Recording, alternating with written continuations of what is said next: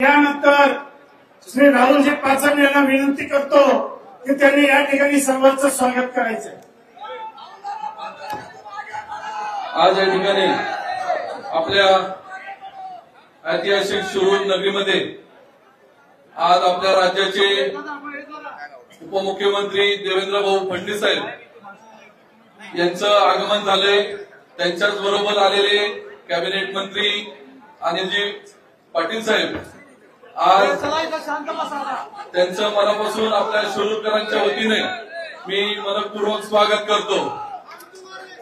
भाऊ आज 18व्या लोकसभेच्या निवडणुकीच्या कार्यक्रमाच्या निमित्ताने महायुतीचे उमेदवार शिवाजीदादा आढळराव पाटील यांच्या प्रचारार्थ आज आपण आमच्या पाचकंदील चौकामध्ये आज आपण उपस्थित राहिलात त्याबद्दल मी आमच्या सर्व शिरूरकरवासियांच्या वतीने मी आपलं मनपूर्वक धन्यवाद व्यक्त करतो।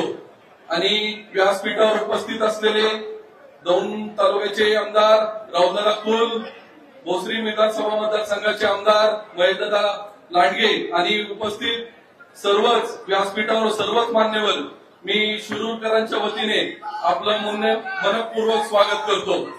भाऊ आज आमच्या शिरूर नगरीचं भूषण स्वर्गीय आमदार लोकनेते बाबारावजी पाचरणे साहेबांच्या पश्चात ही पहिलीच निवडणूक होत आहे। आज साहेब असते तर आज आम्हाला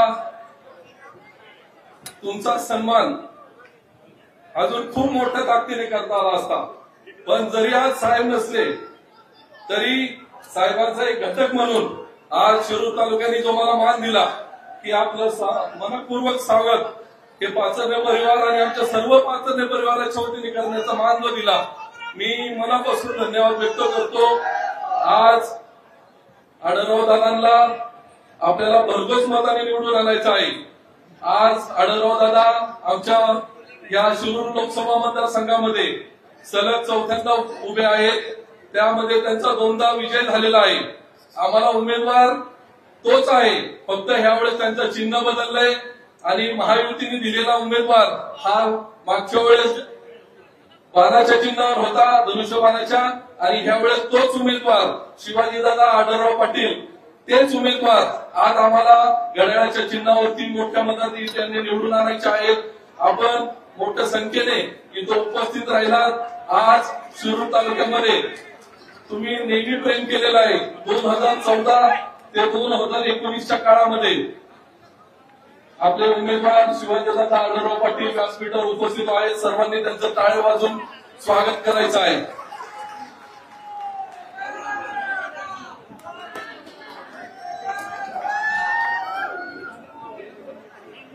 आणि या प्रचाराच्या निमित्ताने आपल्याला शिरूर तालुक्याला एकच ग्वाही द्यायची आहे की शिवाजीदादांना आपल्याला सर्वात जास्त मताधिक्य आपल्या शिरूर हवेली लोकसभा विधानसभा मतदारसंघातून देण्याचा आज आपण प्रण करू। आज आमच्या पंचकृषीने आज मोठ्या ताकदीने मोठ्या संख्येने इथं हजेरी लावलेली आहे, त्यामुळे मी आमच्या सर्व पंचकृषी आणि शिरूर शहराला मी मनपूर्वक धन्यवाद करतो, कारण की आज शिरूर शहर आज मोठ्या ताकदीने शिवाजीदादा आढळराव पाटलांच्या मागे याच्या आधी उभं राहिलेलं आहे, या भविष्य काळातही मोठ्या ताकदीने उभे राहणार आहे। त्यामुळे देवेंद्र भाऊंना एकच मागणी करतो की भविष्यामध्ये आमच्या तालुक्याला आज नेतृत्व नसल्या कारणाने आज आमचा तालुका निधीला वंचित राहतोय, पण भविष्य काळामध्ये तुम्ही आम्हाला चांगल्या पद्धतीने ताकद द्या। आज प्रदीपदादा कंद ह्या व्यासपीठावर उपस्थित आहेत, दादांच्या माध्यमातून तुमच्या माध्यमातून आज तुम्ही आम्हाला भरघोस निधी द्यायचा प्रयत्न करता, त्यामुळं भविष्यात आमची एकच मागणी आहे, जो वाघोलीवरून जो शिरूरला 3 मजली इमारत 3 मजली पूल येत आहे त्याला भविष्यात स्वर्गीय आमदार लोकनेते बाबाराव पाचरणे साहेबांचं नामकरण व्हावं ही आमच्या सगळ्या शिरूरवासियांच्या वतीने विनंती करतो आणि आपलं स्वागत करून थांबतो। धन्यवाद। धन्यवाद दादा। यानंतर शिरूर हवेलीचे नेते आपल्या सगळ्यांचे मार्गदर्शक आपल्या सगळ्यांचे लाडके दादा लोकसभेत एक दादा जाणारे आणि नंतर विधानसभेचे जाणारे दादा आहेत। असे दादा म्हणजे आपले प्रदीप दादा, मी माननीय प्रदीप दादांना विनंती करतो की त्यांनी या ठिकाणी प्रास्ताविक करावं.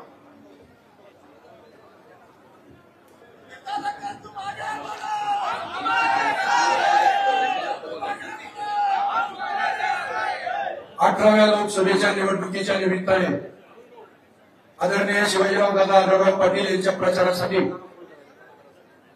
शिरूर नगरीमध्ये उपस्थित झालेले राज्याचे उपमुख्यमंत्री सन्माननीय देवेंद्रजी फडणवीस साहेब, आपल्या सगळ्यांचे उमेदवार आदरणीय शिवाजीराव दादा आढळराव पाटील,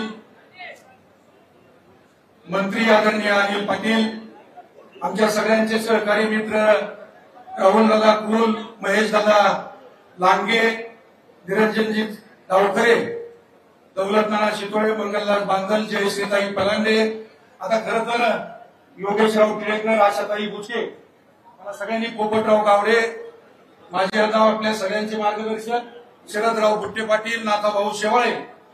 आता सगळ्यांना विनंती करतो की आता एवढी सगळ्यांची नावं घेतल्या, सर्व सन्माननीय व्यासपीठ उपस्थित बंधू भगिनी आणि सहकारी मित्रांनो, अतिशय आनंद होतोय की बऱ्याच दिवसांनी आपला नेता शिरूर नगरीमध्ये आलेले आहे.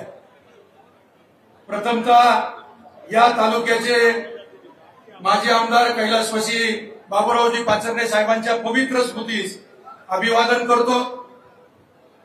खरं तर साहेब, शिवाजीराव दादा आढळराव पाटील आणि बाबूराव पाचरणे साहेब यांचे एक वेगळंच नातं होतं. या परिसरातले सगळी माणसं संताजी धनाजीची जोडी अशा पद्धतीचा उल्लेख त्या ठिकाणी केल्याशिवाय राहत नव्हती. अशा पद्धतीचं काम या दोघांनी केलं. आज आपल्या महाराष्ट्राचं वैभव असलेले छत्रपती संभाजी महाराजांचा जो विकासाचा आराखडा तयार झाला, त्या आराखड्याची सुरुवात खऱ्या अर्थाने जर कुणी केली असेल तर कैलासवासी बाबूराव पाचरणे साहेबांनी त्या ठिकाणी सुरुवात केली आणि त्यानंतर शिवाजीराव दादांनी आणि आपण सगळ्यांनीच त्या ठिकाणी त्याला गती दिली आणि 399 कोटी रुपयाचा विकासाचा आराखडा त्या ठिकाणी मंजूर झाला आणि आपण त्याचं भूमिपूजन सुद्धा केलेलं आहे. जो शब्द दिला जातो या महाराष्ट्रातल्या जनतेला ते पूर्ण करण्याची जबाबदारी देवेंद्र फडणवीस साहेबांनी घेतली, तर ती 100% पूर्ण होती. या आमच्यासारख्या कार्यकर्त्यांनी त्याचा अनुभव घेतलेला आहे. आज पुणे नगर रोडला खूप ट्रॅफिकच्या अडचणी आहेत साहेब, आणि त्यावेळेला तुम्हाला आणि गडकरी साहेबांना, पाचरणे साहेबांनी निवेदन दिलं आणि आज आम्हाला सगळ्यांना आनंद वाटतोय की त्या ठिकाणी सुरुवातीच्या काळामध्ये हा राज्य मार्ग होता, तो नॅशनल हायवे करावा म्हणून त्यांनी प्रयत्न केले. आणि नुसतं तेवढंच नाही तर नॅशनल हायवे असताना आपल्या समोर आग्रह धरून त्यांनी 225 कोटी रुपये 6 लेन करायला निधी आणला आणि त्याचं कामही पूर्ण झालं. गडकरी साहेबांनी सुद्धा 3 मजली 2 मजली पूल या ठिकाणी कॉर्पोरेशनच्या, पुणे कॉर्पोरेशनच्या हातीपासून तर शिरूर पर्यंत त्या ठिकाणी मंजूर झालाय. त्याचं टेंडरही झाले. ते कामाची सुद्धा गती आपल्या काळामध्ये मिळाल्याशिवाय राहणार नाही. आज आम्ही सगळीच मंडळी, आज शिवाजीराव दादा आढळराव पाटलांनी सुद्धा सत्तेत नसताना सुद्धा, सत्तेचं पद नसताना सुद्धा मुख्यमंत्री सन्माननीय एकनाथजी शिंदे साहेबांच्या पाठीमागे लागून या शहरासाठी 72 कोटी रुपयाची पाणी पुरवठ्याची योजना मंजूर केली. त्याबद्दलही त्यांचं मनापासून या ठिकाणी अभिनंदन करतो. आज आमच्या तालुक्याच्या समोर अतिशय महत्वाचा प्रश्न आहे. आज चासकामांचा विस्तारीकरण, हस्तरीकरण जे आमच्या कालव्याचं करायचं होतं साहेब, त्याच्यासाठी आपल्याला राहुल दादा आणि मी आलो होतो आणि आपल्याला निवेदन दिलं. आणि मला आज अतिशय आनंद होतोय की साहेबांनी चासकामांच्या विस्तारीकरणासाठी, हस्तरीकरणासाठी या ठिकाणी 1950 कोटी रुपयाचा भरीव निधी त्या ठिकाणी साहेबांनी दिला.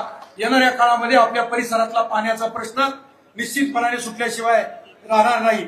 अनेक प्रश्न आहेत येणाऱ्या काळात सुद्धा साहेब, अनेक प्रश्न आहेत, पण आम्ही काम करून दाखवू, पुन्हा तुमच्या पाठीमागे लागू आणि या तालुक्याचा सर्वांगीण विकास करण्यासाठी आम्ही आग्रही भूमिका घेऊन त्या ठिकाणी काम करू. आज आमच्याकडे नदीचा पट्टा आहे, त्या ठिकाणी साहेब असं झालंय 22 केव्हीचे ट्रान्सफॉर्मर बसवल्यात, पण ते बदलून जवळपास 80 ट्रान्सफॉर्मर असे आहेत की त्यांना बदलावं लागेल आणि ते 11 केव्हीचे बसवावं लागणार आहे. हे काम आपल्या माध्यमातून त्या ठिकाणी व्हावं ही आग्रहाची भूमिका सुद्धा आमच्यासारख्या कार्यकर्त्यांनी त्या ठिकाणी निश्चितपणाने घेऊ. साहेब आता इथं एक अडचण वेगळी आहे. घोडगंगा सहकारी साखर कारखाना बंद झालाय. 25 वर्ष ते माझे या ठिकाणी आमदार आहेत. त्या आमदारांनी त्या कारखान्याचं नेतृत्व केलं आणि खऱ्या अर्थाने काम केलं असणारी ती संस्था या तालुक्याची बंद पडली. पण त्यांनी सुरू केलेला, त्यांच्या नातेवाईकातल्या लोकांनी सुरू केलेला कारखाना प्रायव्हेट व्यंकटेश तो मात्र जोरात चाललाय. सहकारी तत्वाची संस्था अडचणीत आणायची आणि प्रायव्हेट या ठिकाणी जोरात चालवायची, ही भूमिकेला सुद्धा कधीतरी भविष्य काळात आळा बसला पाहिजे.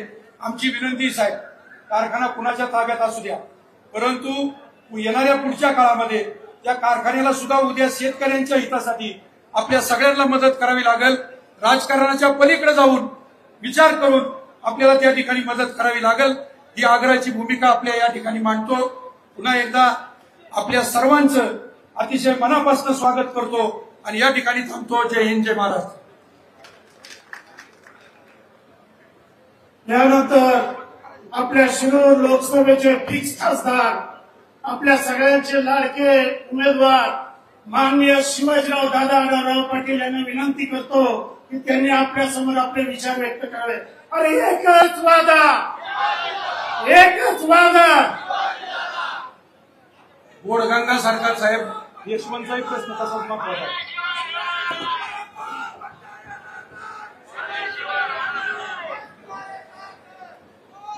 आजच्या शिवाजीदादांच्या प्रचाराच्या निमित्ताने या ठिकाणी तुमचं दर्शन घेण्यासाठी आणि तुम्हाला संबोधित करण्यासाठी उपस्थित असलेले राज्याचे माजी मुख्यमंत्री आणि आता संपूर्ण महाराष्ट्रभर ज्यांनी प्रचाराचा झंझावात सुरू केला आणि प्रत्येक उमेदवाराला निवडून आणण्यासाठी आपल्या जीवाची सुद्धा काळजी न करता रात्रंदिवस त्या ठिकाणी राबत असलेले महाराष्ट्राला एक जे गोड स्वप्न पडलेलं आहे ते आदरणीय देवेंद्र फडणवीस साहेब आपण इथे आलेला. उपस्थित असलेले साहेबांची म्हणजे देवेंद्रजीची जी जोडी आहे आपल्या जिल्ह्यामधली, ती लवकुशाची जोडी या ठिकाणी महेश दादा आणि राहुल दादा आपण उपस्थित आहे. राष्ट्रवादी काँग्रेस पक्षाचे मंत्री आणि आपल्या नेत्याच्या पाठीमागे भक्कम उभं राहून आपली जी भूमिका आहे ती भूमिका सगळ्या मतदारसंघामध्ये महाराष्ट्रामध्ये जाऊन अत्यंत प्रखरपणे मांडतात ते अनिल पाटील. उपस्थित असलेले या व्यासपीठावरती अनेक मान्यवर मंडळी खरं तर उपस्थित आहे. सर्वांचा आमच्या जिल्ह्याचे अध्यक्ष शरदराव आहेत. या ठिकाणी गोष्टीने वातावरण बदलून दिलेले आपले धर्मेंद्रजी आहे. आता ज्यांनी संभाषण केलं, ज्यांनी भाषण केलं, काही तालुक्याच्या अडीअडचणी सांगितल्या, त्यांच्या मनामध्ये वाटतंय त्यांना सगळी माणसं पाहिली असं वाटतंय, मला आमदार झाल्यासारखं वाटतं. ते प्रदीप कंदिता आणि सगळीच म्हणे अरे बापरे इथं तर डावकर साहेबांचं चिरंजीव, म्हणजे ज्या माणसाने हा राष्ट्र आपलं तालुका एक तालुक्याचा सुपुत्र ठाण्यासारख्या ठिकाणी जाऊन जे मुंबईचं राजकारण त्यांनी केलं, त्यांचे चिरंजीव आदरणीय डावकर साहेब निरंजनजी आपण आलात, आपल्याही मनापासून स्वागत.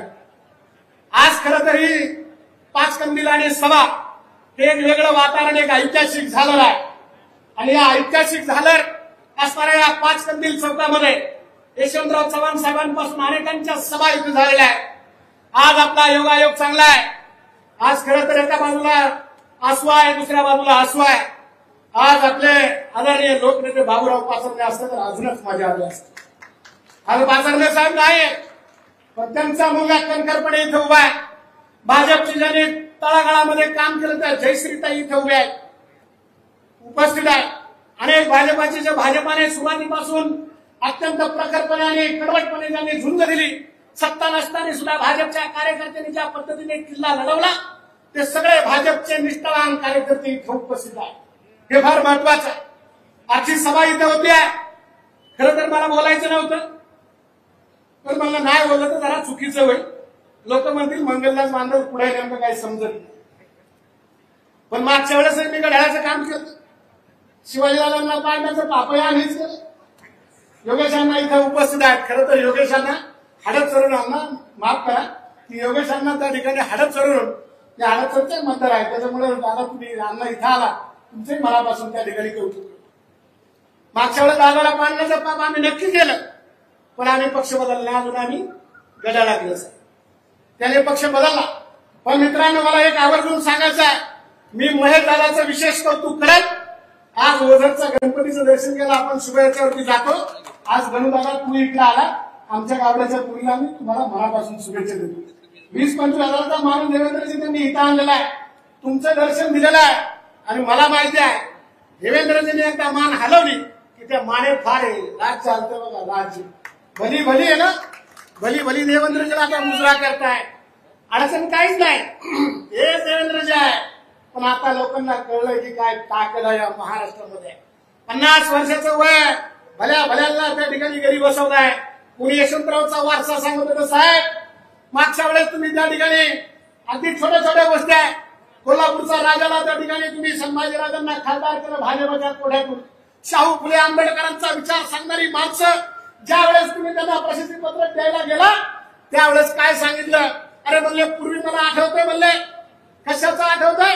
तर त्यावेळेस कुणीतरी सांगितलं होतं की पेशव्यांना त्या ठिकाणी पदव्या छत्रपतींनी दिल्या होत्या. आज उलट होते, छत्रपती पदव्या पेशव्यांना पेशवे देत आहेत. पहा, तुम्ही शाहू फुले आंबेडकरांचे विचार मानता ना? अरे राजाची आग लागली, कोल्हापूरच्या त्या मातीमध्ये असणाऱ्या त्या राजा छत्रपती शाहू महाराजांची जी ओळख आहे, शाहू फुले आंबेडकरांचा जो विचार आहे, तो कुणात नाही, तो देवेंद्रजी फडणवीस मध्ये आहे. हे आपण मान्य केलं पाहिजे. साहेब, तुम्ही त्या ठिकाणी दुसरी गोष्ट तुमची तशीच घडली. तुम्ही सांगितलं मी पुन्हा येईल, मी पुन्हा येईल, पुन्हा येईल. तुमची सगळ्यांनी मजा केली. या महाराष्ट्रामध्ये तुमची कर उडवली गेली. सगळ्या बलाचे कधी येईल, कधी येईल, कधी येईल. आणि तुम्ही सहज म्हणला, अरे मी आलो, दोघांना घेऊन आलो. दोघांना घेऊन आले, दोघे तुम्हाला घेऊन आले, कारण त्यांना तुमची गरज होती. तुम्ही कुणाला आणलं नाही. माझा तुम्ही तर तुमचा तर इतिहासच फोडण्यापासून आहे. तुमचा तर इतिहासाची पानं जरा कमी कमी आहे. आपने भी गिरेबान में हात डाल के देखो की आपण कहां से आहे. तुमचा तर इतिहास फोडण्यापासून आहे. पण साहेबांना देवेंद्रजीला मुख्यमंत्री व्हायचं नव्हतं. देवेंद्रजीने आला असं साधा सदस्याला जर सांगितलं की राजीनामा दे, तुला सदस्य करतो, दुसरा मला सरपंच करायचे, सदस्य सुद्धा त्या ठिकाणी राजीनामा देत नाही. अरे कुठल्या मातीमध्ये जन्माला आलाय? तुकोबरायांचं प्रमाण आहे. तुकोबरायांनी फार सुंदर सांगितलं बघा की एखादी गोष्ट जर करायची असेल, मातीचे मार्ग सांगे कोंबाची लवलव आहे, त्याला जातीचे असावं लागतं. आज फडणवीस साहेबांनी सगळ्यांना एकत्र महाराष्ट्राची नोट बांधलेली आहे. आता का तुमच्या पोटात दुखतंय? आपला समोरचा उमेदवार काय सांगतो? आता मोदींच्यावरती चर्चा करायला लागला, मोदींना नावं ठेवायला लागला, राज्यामध्ये नावं ठेवायला लागला, भल्या भल्यांना. आता तू सपाटीला आलेला आहे बेटा, तू काळजी करू. आढळरावला परवा मला तुम्ही जेवढे संसदेत प्रश्न विचारले, त्या तुमच्या कंपनीच्या रिलेटेड प्रश्न विचारले, आणि मला तुम्ही जर पाहणार असेल, हा सूर्य आणि हा जयद्रथ, अरे हो, व्यवसायासाठी कदाचित 2% कामही केलं असेल, आणि या टाकाला जाऊन गाडीला लपत नाही. आणि तू काय एरस आहे? तुझं काय आहे? तू तर त्या ठिकाणी छत्रपतीची भूमिका केली, मान्य आहे. अरे पण ज्या वेळेस तू छत्रपतींच्या गडकोटावर गेला, त्यावेळेस प्रणय किल्ल्याचे सगळे प्रसंग तू त्या रायगडावरती आणि भल्या भल्या किल्ल्यांच्यावर ज्या छत्रपतीने कशा पद्धतीने छत्रपतीने गड घडवले, त्याच्यावरती तू त्या ठिकाणी वेगवेगळे प्रणय क्रीडा करताना त्या ठिकाणी तू सीन आणली. तू कुठून आले रे? तुझं राजा सीन, तुझ्या जर रक्तात राजेपण असेल तर तू वागणार, तुला नैतिकता आहे. आणि त्या ठिकाणी त्याला बोलण्याची गरज आता मित्रांनो आलेली आहे.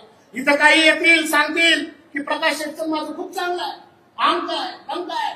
याने असाच कारखाना चुरीत घातला बघा. मी तुम्हाला लय वेळा सांगितलं, अरे याला आवरा. मला हे पहिलं काही म्हणतो, पहिलं काही कळत नाही. आता झालं का? आता पक्क झालं ना. मी ह्यांना सुद्धा सांगायचो, अरे सांभाळा. मी दादांना सुद्धा सांगायचो, दादा की याचा बंदोबस्त करा, हा अख्ख्या कारखाना घेऊन त्या ठिकाणी आपल्याला उठणार आहे. आता काय सांगतोय, पवार साहेबांच्या गाडीवरती उमेदवारी नाही दिली, त्याच्यावर लाथा घालणारा हा अशोक पवार होता. बाळांनो, अशोक पवार आता काय त्याला गोडवे सुटले. आता म्हणतो पवार साहेबांसारखं दैवत नाही. काल परवा अजित पवार जर इथं आले तर शेजारी कुणी जायचं, रविवत पाहिजे शेजारी कुणी जायचं सुद्धा ते ठरवायचं. आपण म्हणलं का दादाला ते आवडत नाही, दादा ते. आता कुठे गेला दादा? आता तर दादाचं नाव नाही, काहीच नाही. आता तिकडं एक लक्षात ठेवा, आता ही निवडणूक मोदी विरुद्ध राहुल गांधी आहे. आता आपल्याला बाकीचं बघायचं नाही. हा येईल उद्या मोठ्या छत्रपती जगदंब. कसला पण नसलं तुम्हाला नाटक त्याची तुम्ही काळजी करू नका. त्याचा कसा बुरखा फाडायचा ना आता आपण फाडूया.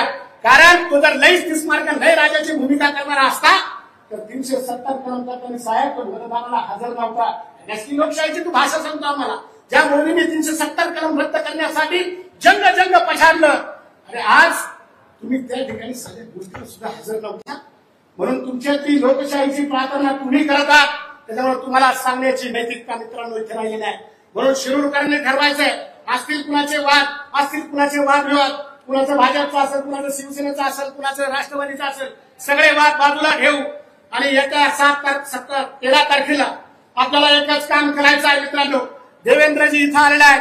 देवेंद्रजीच्या पाठीमागे उभं राहायचं नाही. तुम्ही हात वर करून त्या ठिकाणी सांगा तुमचा काय अभिप्राय. त्यांनी सगळ्यांनी हात वर करा आणि सांगा आम्ही देवेंद्रजीच्या बरोबर आहे. नक्की आहे ना? काय अडचण तुम्ही नाही का? हात वर करा सगळ्यांनी. हात वर करा सगळ्यांनी हात वर करा. देवेंद्रजीच्या बरोबर आपल्याला राहायचं आहे. अरे देवेंद्रजींच्या बरोबर आपल्याला राहायचं आहे. म्हणून मोदी साहेबांना आता आपल्याला पंतप्रधान तिसऱ्यांदा करायचं मित्रांनो. वेळोवेळी आपण त्या भूमिका मांडणारच आहे. पण मला एकच सांगायचे, अजितदादांच्या वरती वेळ आली. आदरणीय देवेंद्रजी तुम्ही आला तुमचं मनापासून कौतुक करतो. एक त्या ठिकाणी वामनराव माडगांसारखा एक पहिला आमदार शिवसेनेचा कुंचनाकार ठाकरेंच्या याच्यातून जन्माला आलेल्या शिवसेनेचा अनंतिकांच्या मुशीमध्ये तयार झालेल्या त्या ठिकाणी एकनाथ शिंदे यांच्यावर वेळ आली. एकनाथ शिंदे यांच्या पाठीमागे आपण भक्कमपणे उभं राहिला देवेंद्रजी. आणि त्याला जातीचं असावं लागतं. आणि म्हणून मी मनापासून तुम्हाला आज देवेंद्रजीच्या या कार्यक्रमाच्या निमित्ताने देवेंद्रजी आपल्याला संबोधित करण्यासाठी आले. तुमचं मनापासून कौतुक करतो. आणि उद्या 13 तारखेला आपण सगळ्यांनी आढळराव दादांची चुकण्या पक्षाची स्थित्यंतर झालेली आहे. आढळरावला लोक म्हणतात हा तिकडून तिकडे आहे. तुमचा तरी काय इतिहास आहे? तुम्ही मनसे, तुम्ही शिवसेना, तुम्ही घड्याळ. आता घड्याळ सोडलं तुम्ही आता वडील पक्ष जास्त आहे.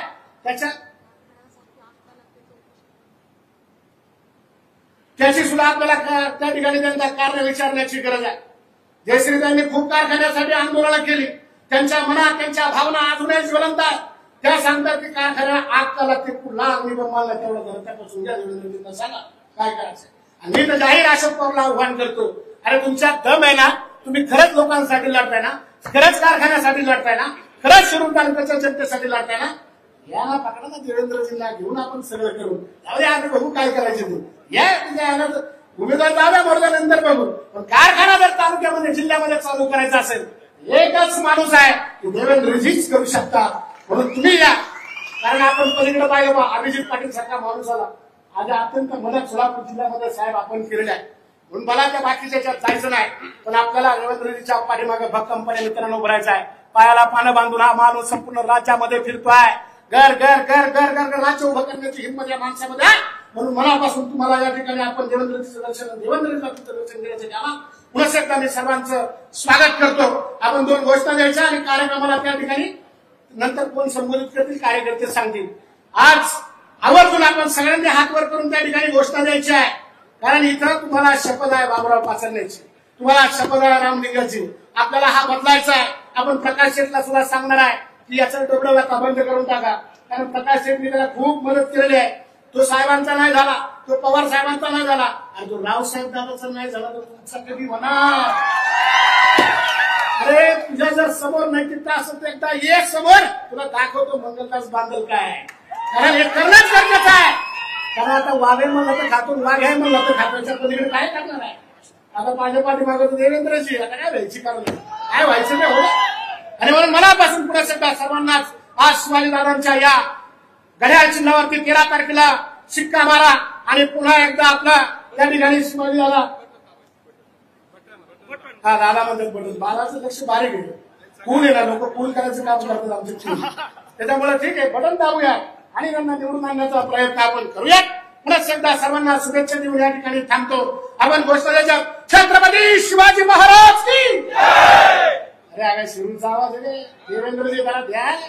छत्रपती शिवाजी महाराज की. श्यामत रामचंद्र की. जय जय जय जय जय भवानी. जय जय जय जय जय भवानी. हर हर हर हर. धन्यवाद धन्यवाद. अरे एकच वादा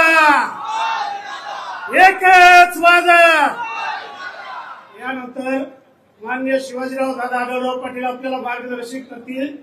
तत्पूर्वी या ठिकाणी आपल्या शिरूर शहराचे भारतीय जनता पार्टीचे अध्यक्ष नगरसेवक नितीनदादा पाचारणे, राहुलदादा पाचारणे, गणेशदादा पाचारणे कुटुंबियांच्या वतीने साहेबांचा आणि पाचारणे साहेबांचा एकत्रित फोटो देत आहे. श्री माननीय खासदार शिवाजीराव आढळराव दादा.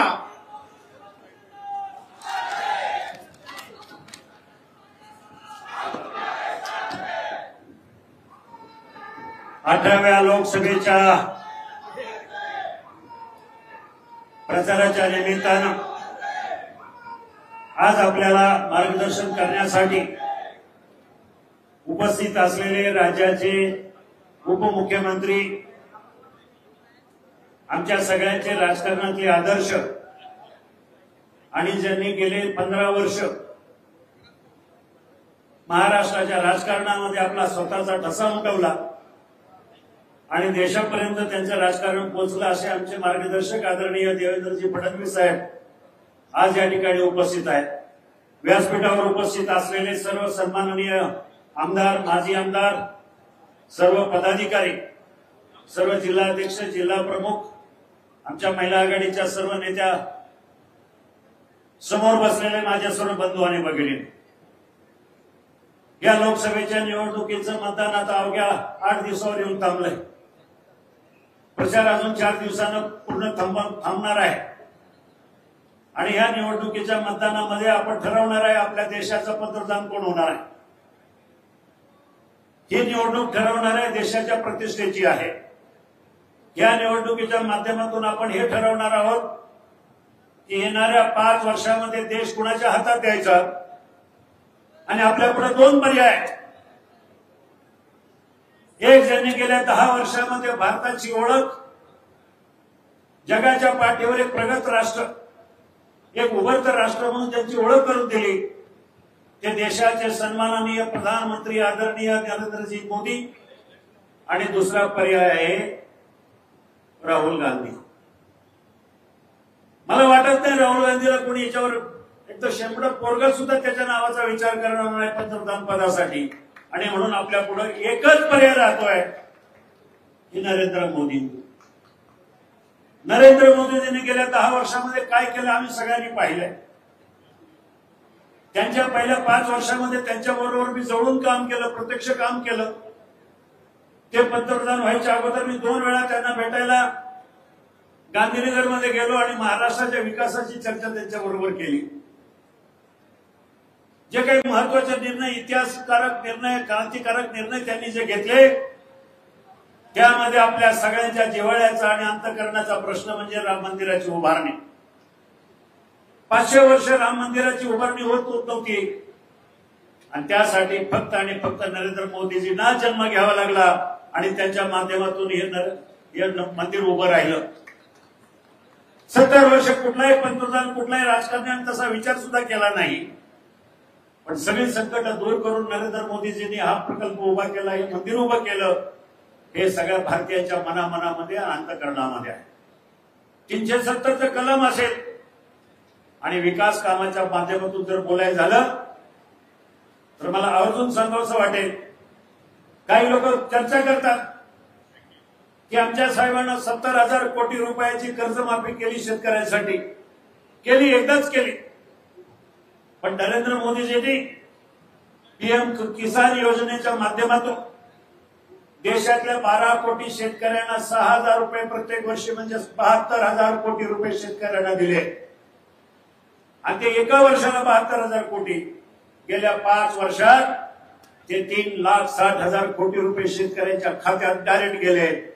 आणि हीच योजना अजून 5 वर्ष पूर्ण करायची. आज अनेक दुसऱ्या योजना आहेत आणि सगळं करण्यासाठी मी माझ्या मतदारसंघापुरतं जर बोलायचं झालं तर मी आज निवडणुकीला जो उभा आहे तो फक्त आणि फक्त विकास कामं करण्यासाठी. माझा अजेंडा आहे फक्त विकास कामं करण्याची. समोरच्या उमेदवारांना काही टीका करू द्या, काही घाणेरडा आरोप करू द्या. त्यांनी काल परवा कुठेतरी त्यांच्या सोशल मीडियावर आणि एका भाषणामध्ये उल्लेख केला की खासदार आढळरावांनी संसदेमध्ये त्यांच्या कंपनीच्या फायद्याचे प्रश्न विचारले.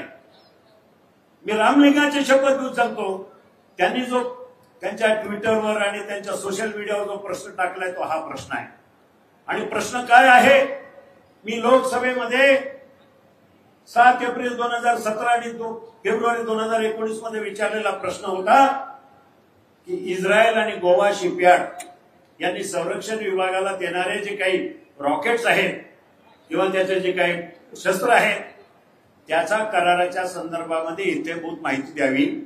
त्याच्यामध्ये काही भारतीय कंपन्या आहेत का, काही भारतीय कंपन्यांनी त्याच्यामध्ये सहभाग होण्यासाठी इंटरेस्ट दाखवलाय का. आता एवढा प्रश्न सळसळीत पानपुडी आणि गोवा शिपयार्ड याच्याशी माझ्या कंपनीचं किंवा माझा व्यवसायाचा काही संबंध नाही. मग आज तुम्ही म्हणाला जर केलं तर केलं, काय झालं, मी केलंच नाही. मी माझी कंपनी स्वकष्टातून उभी केलेली आहे. देवेंद्रजी, माझं आयुष्य डोक्यावर पाटे घेऊन भाजी विकली, हमाली केली रेल्वे स्टेशनवर, आणि या कष्टातून माझी कंपनी उभी केली. आज मी अमेरिकेपर्यंत माझी कंपनी आहे.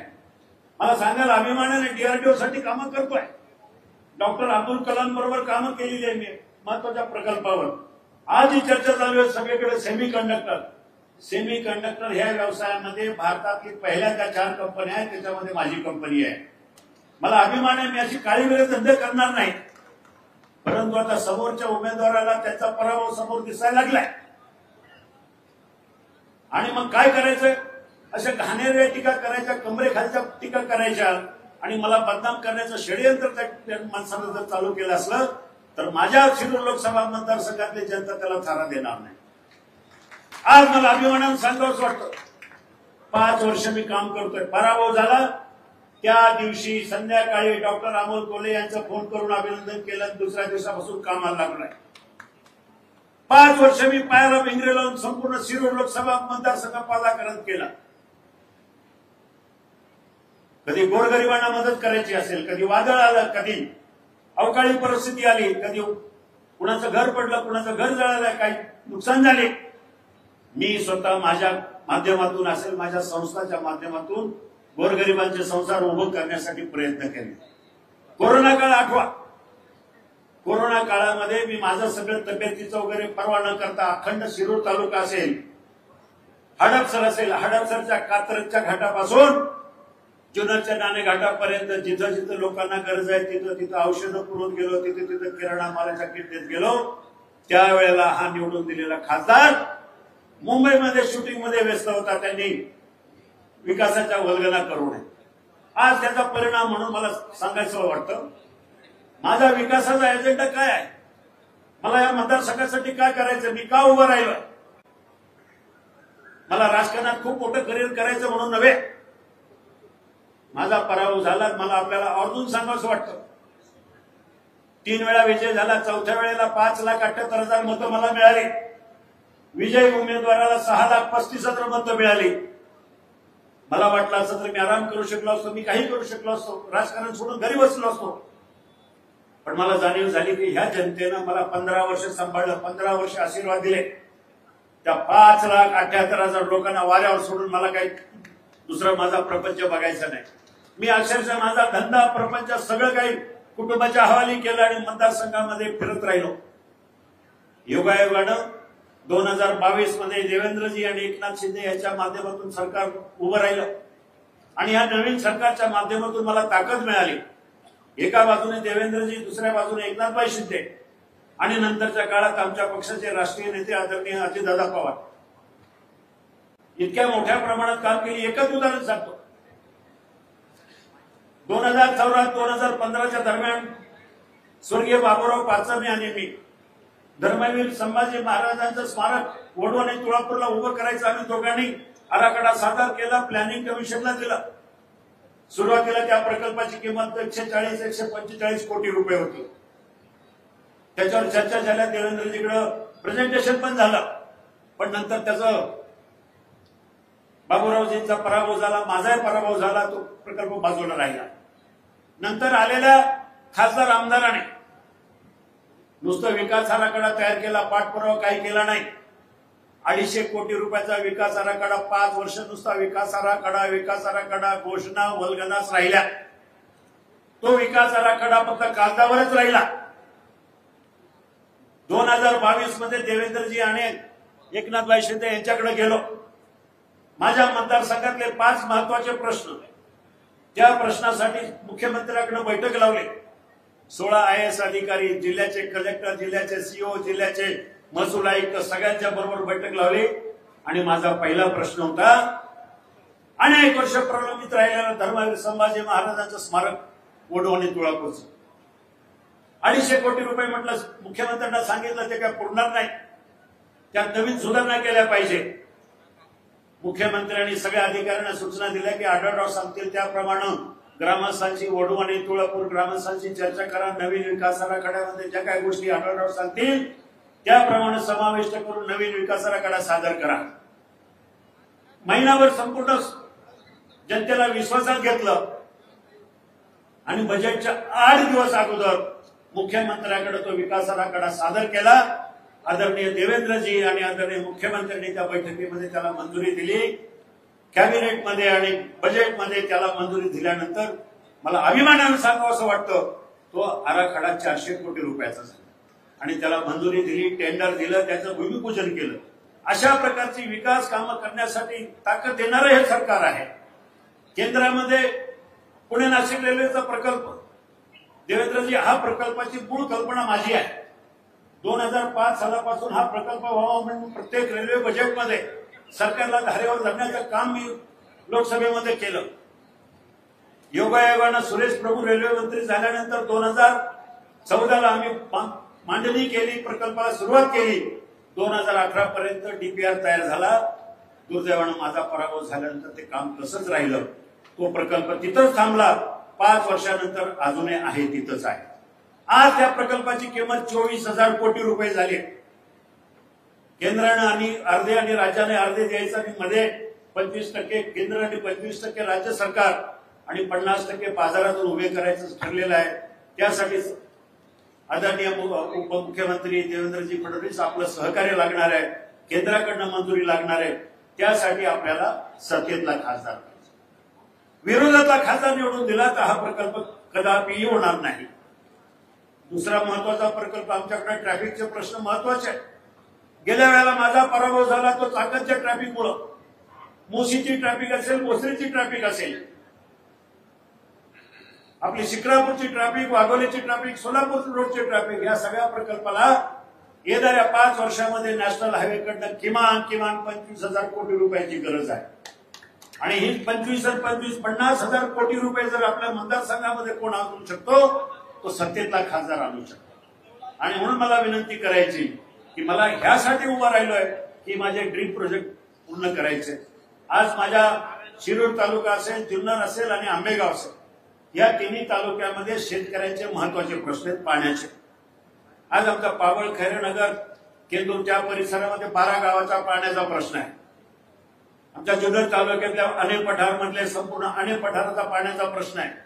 आंबेगाव तालुक्यातल्या सातगाव पठाराचा पाण्याचा प्रश्न आहे. या संदर्भात आदरणीय देवेंद्रजी यांच्याबरोबर मी बैठक पण लावलेली आहे. आचारसंहिता संपल्यानंतर ह्या तिन्ही प्रकल्पावर मला काम करायचंय आणि म्हणून मला आपल्याला सांगायचं आहे, विरोधक काय म्हणतात, ते काय टीका करतात, त्यांचा काय अजेंडा आहे मला माहिती नाही. त्यांच्या समोर आज एकच अजेंडा आहे. आज ते गावागावामध्ये जाऊ शकत नाही.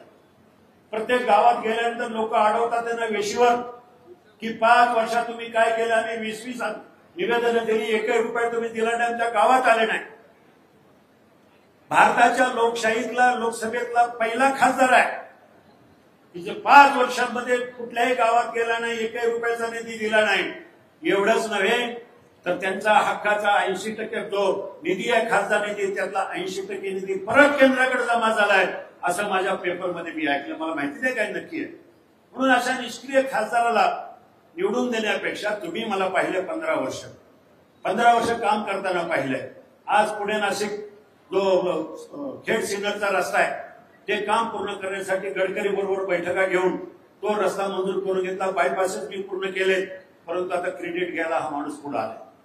ते काही असो, मला एक विनंती करायची की येणाऱ्या 13 तारखेला काही झालं तरी आपण भूलथापाला बळी पडू नका. त्यांचा अजेंडा आहे, त्यांच्याकडे मुद्दे नाही आहेत म्हणून खालच्या पातळीवर जाऊन टीका करतील. मग कधी पंतप्रधानांवर, कधी नरेंद्र मुख्यमंत्र्यांवर, कधी देवेंद्रजीवर. टीका करणे एवढा तो माणूस मोठा नाहीये, खूप छोटा माणूस आहे. पण टीका करायला, गप्पा मारायला मोठ्या मोठ्या जरी मारत असल्या तरी आपण त्याला बळी पडू नका. आपल्या शहराचं उदाहरण मी सांगतो. तुम्ही पाहिलं 15 महिन्यामध्ये या शिरूर शहरासाठी अनेक वर्ष प्रलंबित असलेली पाण्याची योजना, त्या योजनेला जवळजवळ 72 कोटी रुपये मी मंजूर करून आणले. त्याचं टेंडर काढलं, त्याचं काम चालू झालंय.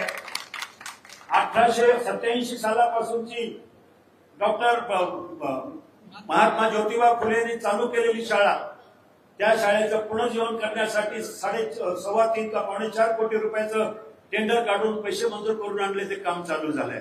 ही सगळी विकास कामं करण्यासाठी मी तुमच्यासाठी उपलब्ध होतो. निवडून दिलेला खासदार उपलब्ध नव्हता.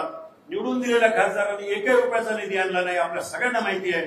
म्हणून येणाऱ्या 13 तारखेला माझं चिन्ह आहे घड्याळ. आता घड्याळ हे चिन्ह का घेतलं सगळ्या जगाला माहिती. माझ्यावर टीका करण्याचे काही कोणाला अधिकार नाहीये. मी महायुतीतलाच उमेदवार म्हणून आपल्या समोर उभा आहे.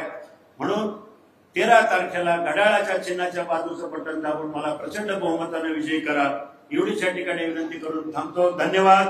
जय हिंद, जय महाराष्ट्र.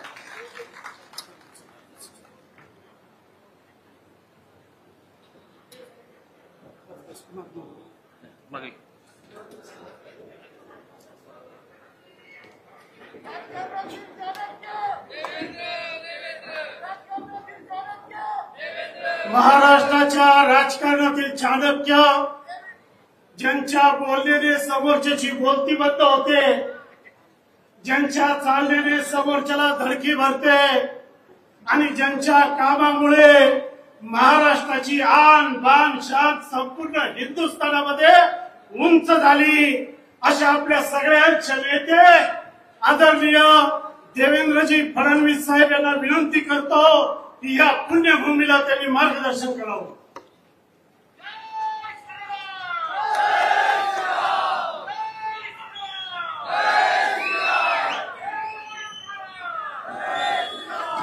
भारत माता की, भारत माता की, छत्रपती शिवाजी महाराज की, धर्मवीर छत्रपती संभाजी महाराज की.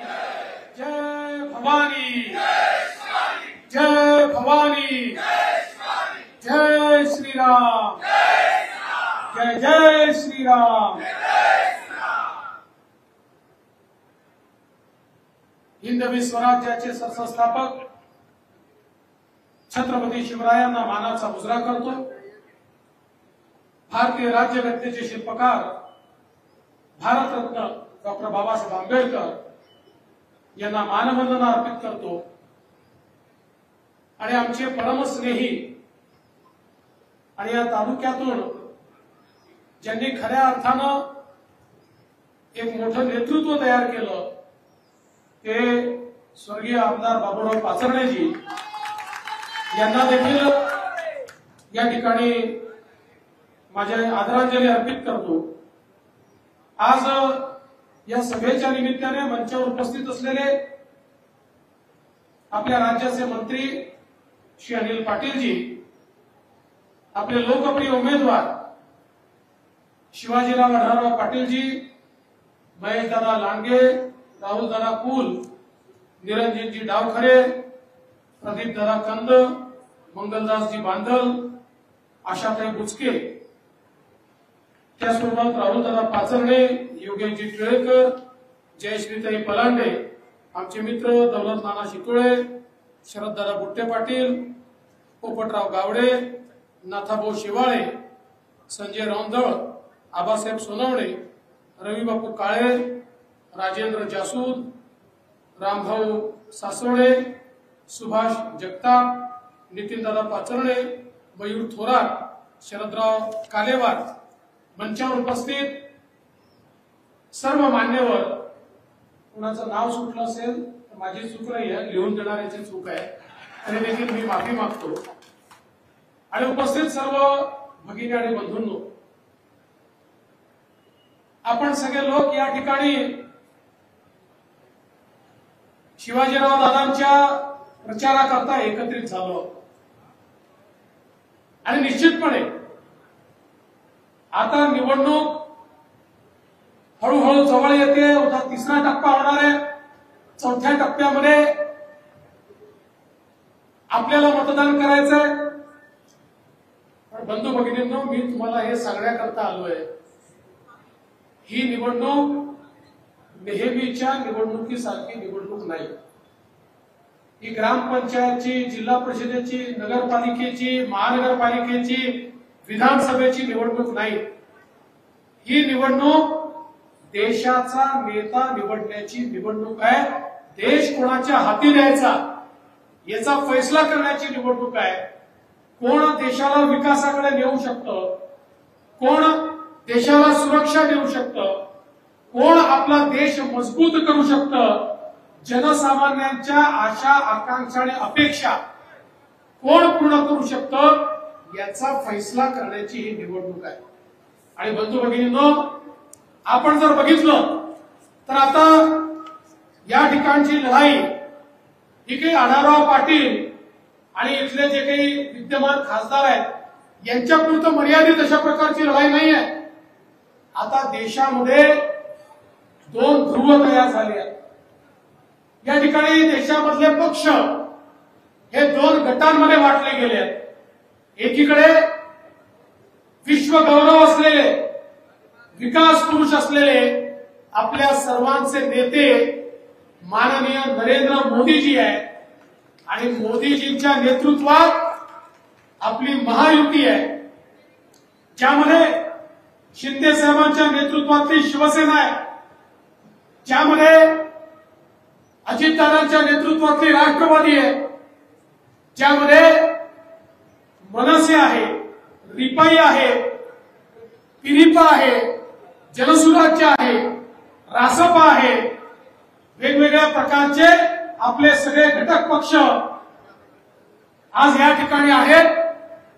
आणि या सगळ्या घटक पक्षांना सोबत घेऊन एक मजबूत अशा प्रकारची महायुती ही आपण या ठिकाणी तयार केली आहे. दुसरीकडे कोण आहे?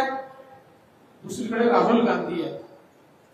आणि राहुल गांधींच्या नेतृत्वात 24 पक्षांनी एक खिचडी तयार केली. बंधू भगिनींनो, आपली महायुती ही विकासाची ट्रेन आहे, विकासाची ट्रेन. या ट्रेनला मोदीजींचं मजबूत इंजिन आहे, विविध पक्षांच्या बोग्या आहेत. आणि या ट्रेनमध्ये दीन, दलित, गोर, गरीब, आदिवासी, शेतकरी, शेतमजूर, महिला, अल्पसंख्याक, भटके, विमुक्त सगळ्यांना बसण्याची जागा आहे. सगळ्यांना आपल्या ट्रेनमध्ये बसवून सबका साथ सबका विकास म्हणत आपण मोदीजींच्या नेतृत्वात पुढे चालू आहे.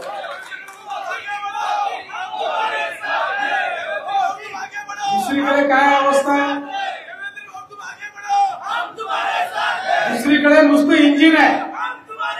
इंजिन म्हणजे मनसेचं नाही, ते आपल्याकडे आहे. दुसरीकडे फक्त इंजिन आहे, तिथे डब्बे नाहीच आहे. आता आपण बघा तिथे काय अवस्था आहे. राहुल गांधी म्हणतात मी इंजिन आहे, पवार साहेब म्हणतात मी इंजिन आहे, उद्धव ठाकरे म्हणतात मी इंजिन आहे, लालूजीचा पोरगा म्हणतो मी इंजिन आहे, मुलायम सिंगाचा पोरगा म्हणतो मी इंजिन आहे, स्टॅलिन म्हणतो मी इंजिन आहे, ममता बॅनर्जी म्हणते मी इंजिन आहे. तिथे फक्त इंजिन आहे, तिथे डब्बे नाहीच आहे. आणि बंधू भगिनींनो, इंजिन मध्ये बसायला सामान्य माणसाला जागा असते का? इंजिन मध्ये फक्त ड्रायव्हर बसतो. राहुल गांधीच्या इंजिन मध्ये फक्त सोनियाजी आणि प्रियंकाजी करता जागा आहे. पवार साहेबांच्या इंजिन मध्ये फक्त सुप्रियाताई करता जागा आहे. आणि उद्धव ठाकरेच्या इंजिन मध्ये फक्त आदित्य ठाकरे करता जागा आहे. तुमच्या करता त्यांच्या इंजिन मध्ये जागा नाही आहे.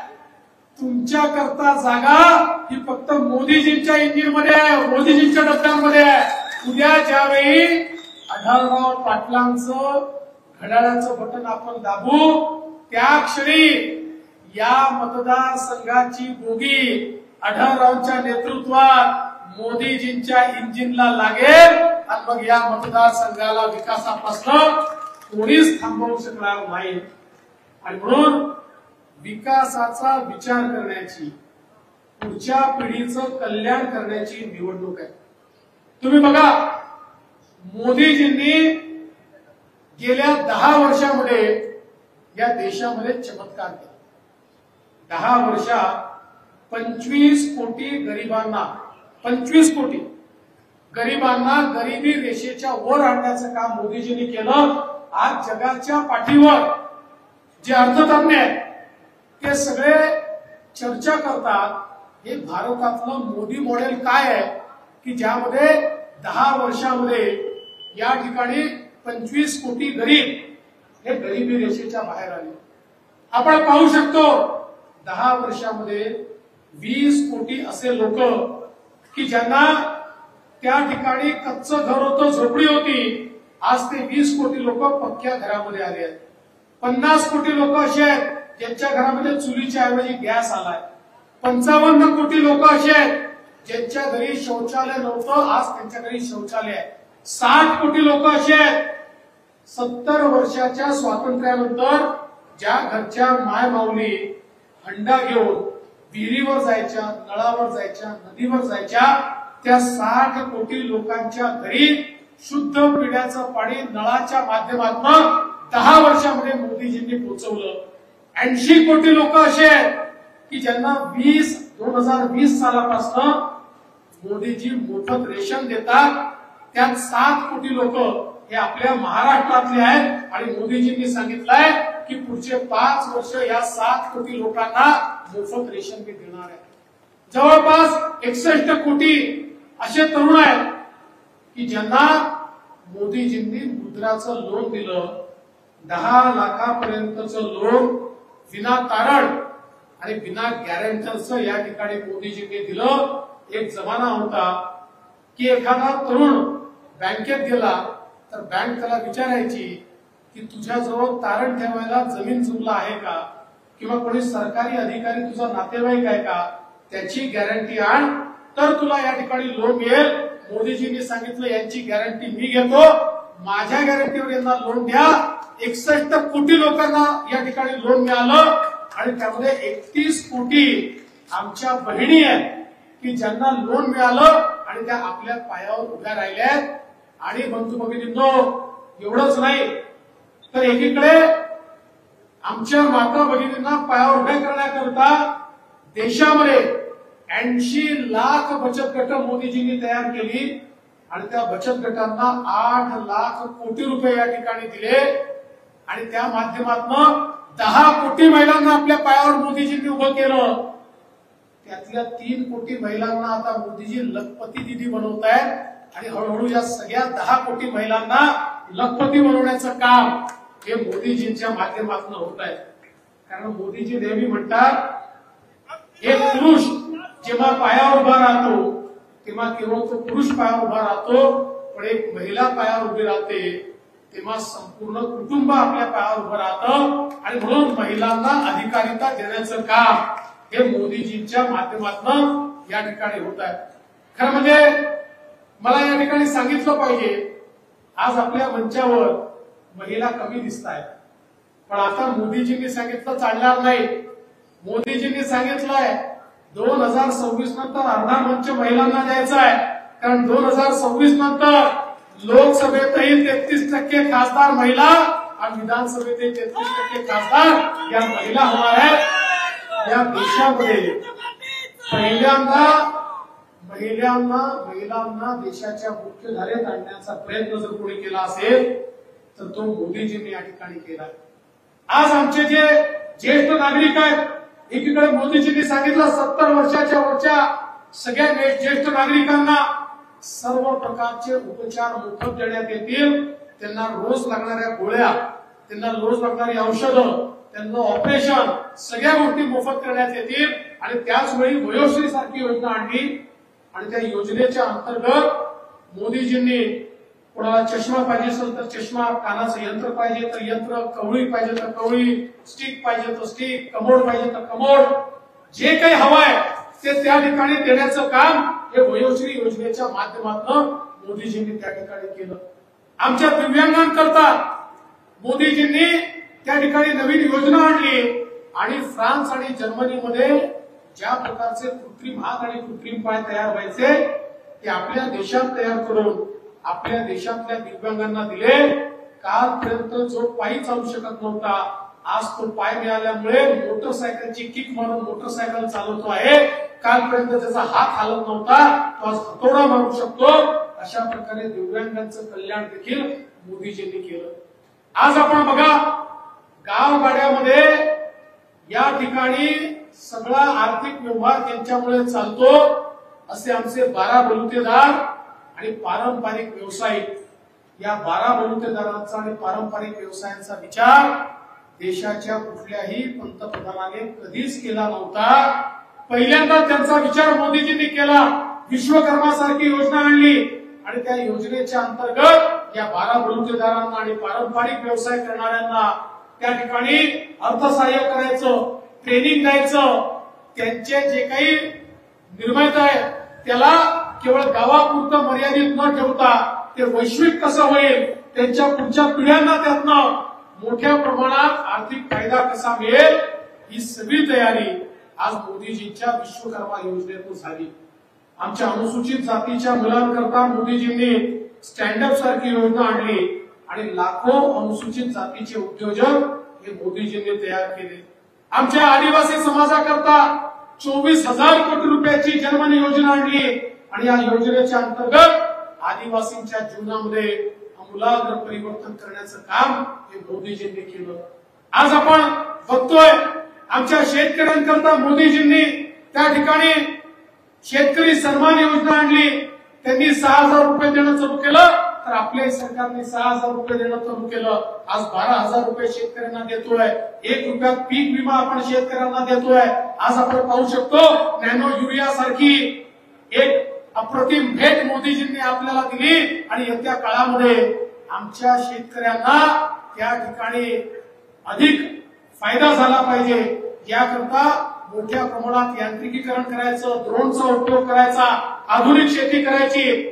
शेतीचं बजेट जे काँग्रेसच्या काळामध्ये 25,000 कोटी रुपयाचं होतं ते 1,25,00,000 कोटी रुपयावर मोदीजींनी नेलं. आणि हे करत असताना मला या ठिकाणी सांगितलं पाहिजे, सगळ्यात जास्त ज्यावेळेस मोदीजी निवडून आले त्यावेळी आपल्या महाराष्ट्रातले जाणते नेते म्हणायचे, जाणते राजे म्हणायचे, मोदीजींना उसातलं काय कळतं, यांना साखर कारखानदारीतलं काय कळतं.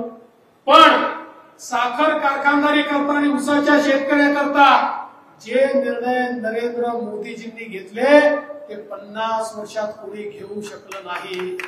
बंधू भगिनींनो, 340 रुपयांनी एफआरपी वाढवली आणि दुसरीकडे त्या काळात काय व्हायचं, साखरेमध्ये अशा प्रकारचं मॅनिप्युलेशन व्हायचं की उसाचा भाव जास्त आणि साखरेचा भाव कमी. कारखाने अडचणीत यायचे, एफआरपीचं पेमेंट काढायचं, मोठ्या प्रमाणात शेतकरी नागवले जायचे. पहिल्यांदा मोदीजींनी मिनिमम सेलिंग प्राइस ही साखरेवर लावली आणि यापेक्षा कमी किमतीत साखर त्या ठिकाणी विकली जाणार नाही सांगितलं. त्यामुळे सगळे साखर कारखाने वाचले. इथेनॉलच्या माध्यमातून जोडधंदा दिला आणि साखर कारखान्यांना उभं तर केलंच, पण शेतकऱ्यांना 2 पैसे जास्त मिळतील ही व्यवस्था मोदीजींनी उभी केली. आणि त्याहीपेक्षा महत्वाचं जर काही मोदीजींनी या ठिकाणी केलं असेल तर काँग्रेसच्या काळामध्ये आमच्या शेतकऱ्यांवर, उसाच्या शेतकऱ्यांवर इन्कम टॅक्स लागला होता. त्या ठिकाणी एफआरपी दिली, त्याला एफआरपी दिली की इन्कम टॅक्स लागायचा आणि मग तो इन्कम टॅक्स साठत महाराष्ट्रातल्या शेतकऱ्यांच्या डोक्यावर 10,000 कोटी रुपयाचा इन्कम टॅक्स झाला. हायकोर्टात हारले, सुप्रीम कोर्टात हारले.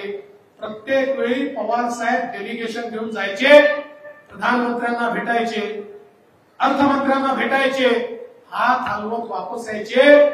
तो इन्कम टॅक्स वाढतच जायचा. अशी अवस्था आली की कोर्टाच्या ऑर्डरमुळे आता इन्कम टॅक्स शेतकऱ्यांकडनं मागच्या तारखेपासून वसूल करा, नाहीतर कारखान्याने भरा, नाहीतर कारखाना बंद करा, अशा प्रकारची परिस्थिती निर्माण झाली. मोदीजींनी सहकारिता मंत्रालय उभं केलं. त्या मंत्रालयाच्या अंतर्गत मोदीजींनी त्या ठिकाणी अमित भाई शहांना मंत्री बनवलं. आम्ही डेलिगेशन घेऊन गेलो, सांगितलं महाराष्ट्रातल्या शेतकऱ्यांवर 10,000 कोटी रुपयाचा इन्कम टॅक्स आमच्या उसाच्या शेतकऱ्यावर बसलाय. तो शेतकरी इन्कम टॅक्स भरणार कसा आहे. अधिकाऱ्यांना बोलवलं गेलं. अधिकारी म्हणाले, साहेब समोरचा तर आपण निर्णय करू शकतो, पण मागचा निर्णय कसा करणार? 20 वर्षाचा इन्कम टॅक्स आहे, तो वसूल तर करावा लागेल. कोर्टाने सांगितलेला आहे तो वसूल करावाच लागेल, तो रद्द करता येत नाही. मोदीजींनी आणि अमित शहा साहेबांनी सांगितलं शेतकऱ्यांकरता आवश्यकता असेल तर नियम बदलले पाहिजे, आणि एका महिन्यामध्ये नियम बदलून 20 वर्षात जे घडलं नाही ते मोदीजींनी केलं. आणि आमच्या उसाच्या शेतकऱ्याचा इन्कम टॅक्स 10,000 कोटी रुपयाचा हा पूर्णपणे रद्द करण्याचं काम या ठिकाणी मोदीजींनी केलं. बंधू भगिनींनो, बोल वचन देणारे अनेक नेते आपण बघितले, पण खऱ्या अर्थानं काम करणारा नेता जर कोणी असेल तर ते आपले नरेंद्र मोदीजी आहे. आणि म्हणून तुम्हाला ही विनंती करण्याकरता आलोय, या देशाचा नेता आपल्याला निवडायचा आहे. आज आढळराव पाटलांसारखा एक नेता 15 वर्ष देशाच्या लोकसभेमध्ये आढळराव पाटलांनी अतिशय उत्तम काम केलं. तुम्ही यादी बघा, किती प्रश्न विचारले, किती वेगवेगळे मुद्दे घेतले. या ठिकाणी सातत्याने एक संघर्ष आढळराव पाटलांनी केला. मला आठवत आहे आमचे महेश दादा असतील, आढळराव पाटील असतील, बाबूरावजी, सगळे लोक बैलगाडा शर्यत बंद झाली, एक मोठं या ठिकाणी आंदोलन उभं केलं. आणि मला अतिशय आनंद वाटतो की त्यानंतर मी मुख्यमंत्री असताना आपण अहवाल तयार केला. बैल हा पळणारा प्राणी आहे. 2.5 वर्ष महाविकास आघाडीचं सरकार होतं, काही झालं नाही. पुन्हा आपलं सरकार आलं, आपण बैलगाडा शर्यत सुरू करून दाखवली. कारण आपल्याला शेतकऱ्याला काय हवं हे माहिती आहे, शेतकऱ्याला काय हवं आहे, सामान्य माणसाला काय हवं आहे हे जाणणारे आढळराव पाटील आहे. आणि आता त्यांच्यावर आरोप लावला जातो पक्ष बदलला. या ठिकाणी सत्य सांगितलं पाहिजे. मी अजितदादा पवार आणि एकनाथराव शिंदे एकत्रित बसलो. ज्यावेळी जागांचं वाटप झालं, जागांचं वाटप झाल्यानंतर ही जागा त्या ठिकाणी राष्ट्रवादीच्या कोट्यात गेली. शिवसेनेचाही आग्रह होता, इतके वेळा आमचा खासदार राहिलाय, आढळरावांना खासदार केलं पाहिजे, ही जागा आम्हाला द्या. शेवटी मधला मार्ग मी काढला. मी अजितदादांना आणि शिंदे साहेबांना सांगितलं, सीट जरी राष्ट्रवादीच्या कोट्यात गेली असली तरी उमेदवार म्हणून आपण आढळराव पाटलांना देऊ, म्हणजे या ठिकाणी दोन्ही पक्षाचे जे कार्यकर्ते आहेत त्यांना एक समाधान वाटेल. त्यामुळे पक्ष बदललेला नाहीये. आम्ही तिघही एका विचाराने सोबत आलो. जसं मागच्या वेळी आम्ही पालघरमध्ये उद्धव ठाकरेजींनी सांगितलं आम्हाला जागाही द्या आणि उमेदवारही द्या. आमचा सिटिंग खासदार जो तिथे खासदार होता त्याला आम्ही उद्धव ठाकरेंना देऊन टाकलं आणि पुन्हा तिथं निवडून आणलं. त्यामुळे एका विचारात काम करत असताना या ठिकाणी पक्ष बदलला वगैरे असं नाहीये. हे आम्ही ठरवून या ठिकाणी केलेलं आहे. आणि अशा प्रकारे जर सांगत असतील तर समोरच्या उमेदवाराला विचारा, त्यांनी किती वेळा निष्ठा बदलल्या आणि गेल्या 5 वर्षात किती वेळा फेसबुक पोस्ट टाकल्या आणि किती वेळा ते कुठे कुठे जाणार होते आणि मग कसे कसे थांबले. आता याचं सत्य जर आम्ही सांगायला लागलो तर त्यांचा चेहरा आपल्यासमोर उघड होईल. पण एक गोष्ट आहे, आढळरावांपेक्षा एका गोष्टीत ते सरस आहे. आढळराव नाटककार नाही आहे. आढळराव तुम्हाला नाटक जमत नाही, ते एवढे नाटकी आहे. त्यांना नाटक जमतं, रडता येतं, हसता येतं, बोलता येतं, जुमलेबाजी करता येते. पण एक लक्षात ठेवा, मी त्यांना देखील सांगतो, लोक नाटकाचं तिकीट घेऊन एकदा नाटक पाहायला जातात, पण नाटक जर फ्लॉप निघालं तर परत कोणी नाटक पाहायला जात नाही. शिरूरच्या जनतेने एकदा तिकीट घेतलं आणि काय हुशार लोक आहे तुम्ही. मी बघितलं 5 वर्ष हा व्यक्ती फिरकला नाही. आता ते गावोगावी जातात.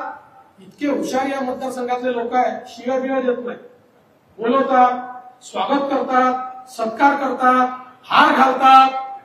समोरच्या लोक वा वा वा काय माझं स्वागत झालं आणि मग विचारतात 5 वर्ष कुठे होते सांगा. जबरदस्त लोक आहेत तुम्ही. पण बंधू भगिनींनो, आता या ठिकाणी आपल्या सगळ्यांना लक्षात घ्यायचं आहे, ही निवडणूक ही देशाची निवडणूक आहे. आढळरावांसारखा एक व्यक्ती हा ज्यावेळेस मोदी साहेबांसोबत जाईल आज आपले जे प्रश्न आहेत, मग ते ट्रॅफिकचे प्रश्न असू द्या, पिण्याच्या पाण्याचे प्रश्न असू द्या, मध्यंतरीच्या काळात मोदीजींच्या नेतृत्वात, गडकरी साहेबांच्या नेतृत्वात आपण बैठका घेतल्या. अजितदादा होते, शिंदे साहेब होते, मी होतो, आढळरावजी होते, सगळे लोक होतो. आपण काळजी करू नका, आता पुण्यापासून शिरूर पर्यंत आणि या सगळ्या इंडस्ट्रीयल भागामध्ये अशा प्रकारचे रस्ते आम्ही तयार करतोय, एकावर एक 3 मजली रस्ते, ट्रॅफिकचा जामच होणार. अशा प्रकारचं नेटवर्क तयार करतोय की ज्या ठिकाणी देशाचे प्रधानमंत्री मोदीजी आणि त्यांच्या नेतृत्वात आढळराव पाटील, आमचे गडकरी साहेब, राज्यातनं आम्ही असे एकत्रितपणे येऊन या ठिकाणचा ट्रॅफिकचा प्रश्न पुढच्या 2-2.5 वर्षात पूर्णपणे संपलेला असेल, अशा प्रकारचं प्लॅनिंग आम्ही तयार केलं. ताईंना माहिती आहे, पाण्याच्या संदर्भात आपण नागपूरला बैठक घेतली. आढळराव 12 गावचा प्रश्न असेल किंवा इतरही प्रश्न असतील, सगळे प्रश्न आपले सोडवणुकीकडे चाललेले आहेत. हे काय आपण सोडवू शकतो, पण आपल्या पाठीशी मोदीजींची ताकद आहे. आज या महाराष्ट्राला मोदीजींनी सिंचनाकरता 50,000 कोटी रुपये दिले, त्यामुळे गावोगावी पाणी आपण पोहोचवू शकलो. यापूर्वी सरकारने कधी विचार केला नव्हता आणि म्हणून आज आपल्याला विनंती करण्याकरता आलोय. सगळे लोक आपल्या सोबत येत आहेत. आज मला या गोष्टीचा अतिशय आनंद आहे की आपल्या ओझरच्या विघ्नहर देवस्थान ट्रस्टचे अध्यक्ष गणेश भाऊ कवडे देखील आपल्या सोबत या ठिकाणी आलेले आहेत. त्यांचं देखील अतिशय मनापासून स्वागत करतो. तरुण नेता म्हणून आज त्यांच्या येण्याने आपल्याला फायदा होणार आहे. बंधू भगिनींनो, या निवडणुकीमध्ये एक मजबूत प्रधानमंत्री आपल्याला हवे आहे. आज आपला देश ज्या प्रकारे प्रगती करतोय आणि हा तर सगळा इंडस्ट्रीयल भाग आहे. तुम्हाला आश्चर्य वाटेल, पण कोविड नंतर जगाच्या पाठीवर सगळे देश ज्यांनी गेले 30 वर्ष चीनमध्ये गुंतवणूक केली, ते सगळे देश म्हणतात आता चीनमध्ये राहण्यात अर्थ नाही आहे. आता गुंतवणूक कुठे करायची असेल तर ती भारतामध्ये केली पाहिजे. मोठ्या प्रमाणात गुंतवणूक भारतात येते आहे आणि भारतात गुंतवणूक आली की ती पहिले महाराष्ट्रात येते आणि महाराष्ट्रात गुंतवणूक आली की ती पहिले पुणे जिल्ह्यात येते. त्याच्यामुळे येत्या काळामध्ये मोठ्या प्रमाणात गुंतवणूक देखील येणार आहे. त्याला साजेसे इन्फ्रास्ट्रक्चर देखील आपण तयार करतो. आज एक मजबूत पंतप्रधान आपल्या सोबत आहेत. मला कधी कधी आश्चर्य वाटतं, निवडणुका आल्या की या इंडी आघाडीवाल्यांचं डोकं त्या ठिकाणी फिरतं. आता काँग्रेसचे नेते राहुल गांधी यांना आणि त्यांच्या आघाडीला, पवार साहेबांच्या आघाडीला या ठिकाणी भारतात मतं कमी पडले म्हणून त्यांनी पाकिस्तानातलं ट्विट केलं. पाकिस्तानचा मंत्री फवाद चौधरी ट्विट करून सांगतो की भारताचं नेतृत्व हे राहुल गांधींनी केलं पाहिजे. आणि ज्या प्रकारे आज यांची लक्षणं आहेत, काल परवा काँग्रेसचा एक नेता बनवला, म्हणाला शहीद हेमंत करकरे यांना कसाबने गोळी मारलीच नाही, यांना इथल्याच कोणीतरी गोळी मारली. म्हणजे याचं डोकं इतकं फिरलंय की आता हे पाकिस्तानची भाषा बोलू लागली. पाकिस्तान हे म्हणत होतं की कसाब त्या ठिकाणी पूर्णपणे बेकसूर आहे, पण शेवटी भारताच्या न्यायालयात आपण सिद्ध केलं, ज्या वकिलांनी सिद्ध केलं उज्ज्वल निकम, ते देखील आज आपले उमेदवार आहेत. त्या उज्ज्वल निकमाने सिद्ध करून दाखवलं की कसाब असतो कसाही आहे, ज्यांनी खऱ्या अर्थानं आमच्याकडे लाखो निरपराध लोकांना उभं केलं, मारलं, लाखो निरपराध लोकांची हत्या केली. आज यांची आघाडी ही अजमल कसाब सोबत आहे आणि आम्ही उज्ज्वल निकम सोबत आहोत. अशा प्रकारची अवस्था आहे. बंधू भगिनींनो, तुम्ही बघा तो जमाना आठवा, ज्या काळामध्ये आपल्या देशामध्ये, मुंबईमध्ये, पुण्यामध्ये पाकिस्तानात आतंकवादी यायचे, बॉम्बस्फोट करायचे आणि निघून जायचे.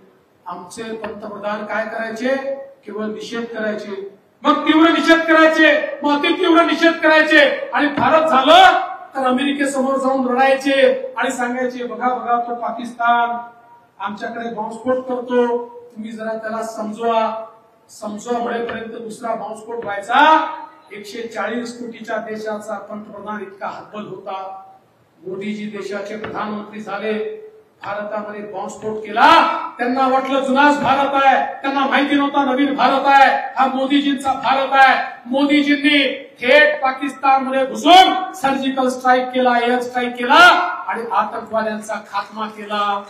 माझा तुम्हाला सवाल आहे, 2019 नंतर पाकिस्तानच्या बापाची तरी हिंमत झाली का की भारतामध्ये येऊन बॉम्बस्फोट करेल? गेल्या 5 वर्षात एक बॉम्बस्फोट करायची हिंमत पाकिस्तानच्या मध्ये झाली नाही, कारण त्यांना माहिती होतं आपला बाप दिल्लीमध्ये बसलाय, आपल्याला सोडणार नाही. आज त्या पाकिस्तानची अवस्था भिकाऱ्यासारखी झाली, कटोरा घेऊन फिरतोय, कारण मोदीजी या ठिकाणी बसले आहे.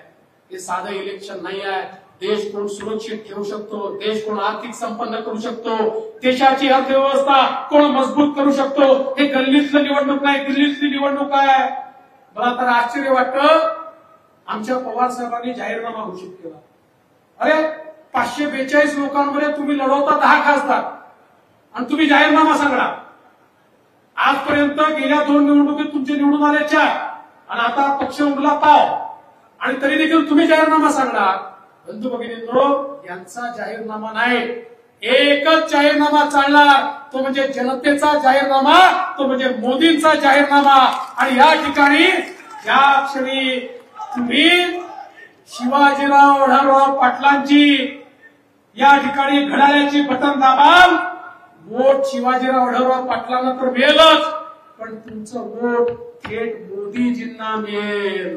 त्यामुळे मोदीजींना मतदान करण्याकरता येत्या 13 तारखेला घड्याळाचं बटन दाबा, एवढीच विनंती करतो आणि माझं बोलणं संपवतो. धन्यवाद. जय हिंद, जय महाराष्ट्र.